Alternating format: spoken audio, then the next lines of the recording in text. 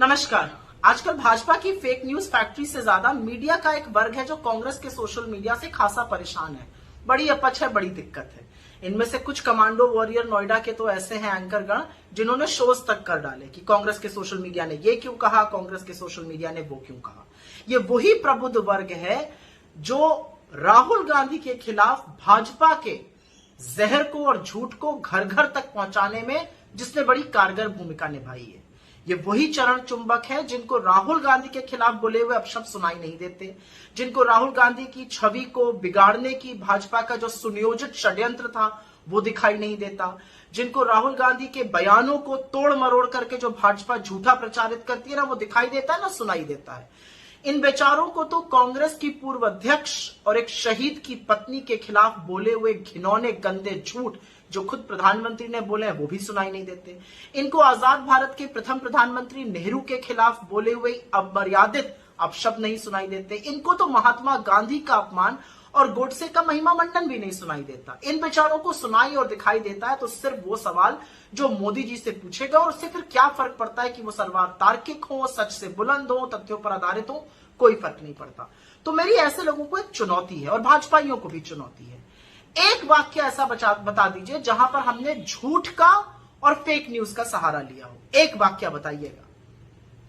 यह सच है कि आप एक वाक्य नहीं बता सकते, और यह भी सच है एक वाक्य ऐसा बता दीजिए जहां पर हमने प्रधानमंत्री के व्यक्तिगत जीवन पर कोई लांछन लगाया हो, जहां पर मर्यादा की सीमा लांघी गई हो। आप एक वाक्य नहीं बता पाएंगे क्योंकि हम लगातार मोदी जी की कुरीतियों पर उनके जुमलों का पर्दाफाश करते रहे हैं, आगे भी करते रहेंगे। उनको सच का आईना दिखाते रहे हैं, आगे भी दिखाते रहेंगे। उनके जुमलों को बेनकाब करते रहे हैं, आगे भी करते रहेंगे। उनके दोहरे मापदंड, नफरतियों और अपराधियों के उनके संरक्षण का पर्दाफाश किया है और आगे भी करते रहेंगे। हमने तो प्रधानमंत्री मोदी के स्वर्गीय माता पिता के खिलाफ न कभी अपशब्द बोले हैं, न बोलेंगे। न उनकी दादी के खिलाफ, न उनके पिता के नाना के खिलाफ हमने जहर उगला, और ना हम उगल सकते हैं, ना हम उगलेंगे, क्योंकि हमारे संस्कार ही नहीं है। हमने तो मोदी जी के नाम, उनके पासपोर्ट, उनकी शिक्षा, उनकी चाल चरित्र, उनके फलानी चीजों पर न कभी झूठ प्रचारित किया है, न करेंगे। लेकिन हां, हम उनके खोखले दावों को जरूर बयां करेंगे। हम उनके भयावह जुमलों पर जरूर प्रकाश डालेंगे, क्योंकि ये हमारा काम है। हमने यह सब नहीं किया, लेकिन हम तो वो कर रहे हैं जो मीडिया को करना चाहिए था। हम मोदी जी से महंगाई पर, बेरोजगारी पर, गरीबी पर, आर्थिक असमानता पर, चीनी अतिक्रमण पर, अडानी के महाघोटाले पर, महिला की सुरक्षा पर, अपराधियों को दिए संरक्षण पर लगातार सवाल पूछ रहे हैं और सवाल पूछते रहेंगे। ये काम तो आपको करना था, काम हम कर रहे हैं। और असलियत यह है कि भाजपा की परोसी हुई नफरत का सामना हम तथ्य से, आंकड़ों से, सच से और कभी कभी व्यंग से देते हैं। यह भी सच है कि भाजपा ने और मोदी जी ने करोड़ों रुपए और मीडिया के बलबूते पर राहुल गांधी जी की छवि नष्ट करने की बड़ी कोशिशें करी। हम ऐसा चाहकर भी नहीं कर सकते। अव्वल तो हमारे पास इतना पैसा नहीं है, दूसरा मीडिया हमारी तरफ नतमस्तक नहीं है, और तीसरा सबसे बड़ा कारण हम ये इसलिए नहीं कर सकते क्योंकि इसकी इजाजत ना हमारा जमीर देता है, ना हमारे संस्कार देते हैं, ना हमारे मूल्य देते हैं। तो आपको किस बात की दिक्कत है? आपको किस बात से तकलीफ है?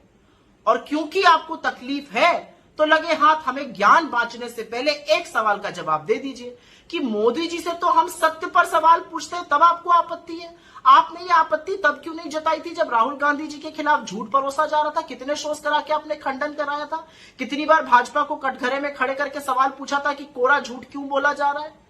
अगर एक बार भी किया था तो आपकी बोलने की हिम्मत हो सकती है, आपने एक बार भी ऐसा नहीं किया।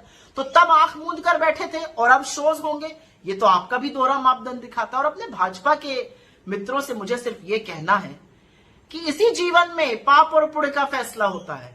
इसी जीवन में अपने कर्मों की सजा भुगतनी पड़ती है। बड़ी नफरत फैलाई है, बड़ा जहर उगला है। हम तो इसका सामना मोहब्बत से करेंगे, लेकिन हिसाब तो आपको देना होगा। ये तो शास्त्रों में अंकित है।